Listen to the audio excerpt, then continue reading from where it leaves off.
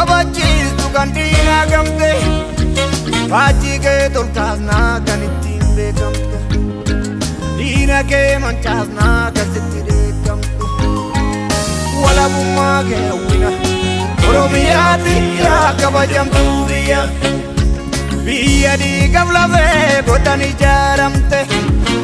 biyya of kabachiistu kan diinaa gamte faajjii kee tolkaasnaa kan ittiin beekamte diina kee mancaasnaa kan sitti deegamte walabummaa kee hawwina Oromiyaati yaa kabajamtuu biyya akka maqaa keetii amma maqaa keetii fuuleen barreessine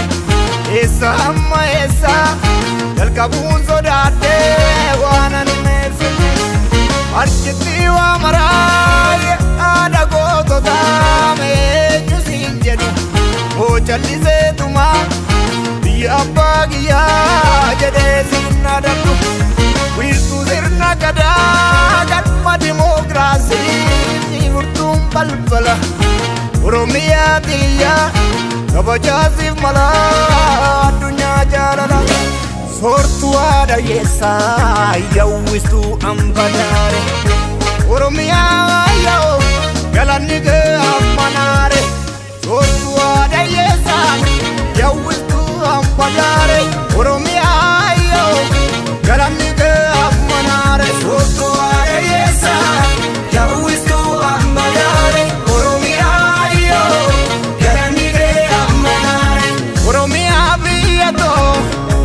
Oromummaa dhiiga koo Oromiyaa biyya too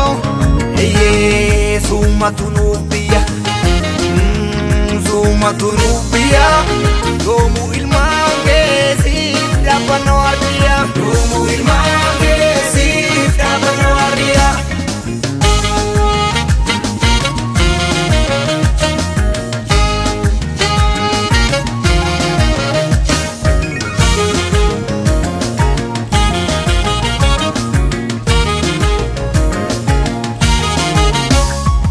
Oromeen ilmaan kee dhiddee waan joormaa itti jittee morma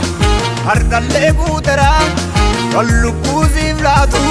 waa ittiin gaabbitu lafee keetiin lafee dadhabsan malee si dadhabsiisudha haadha safuuf duudha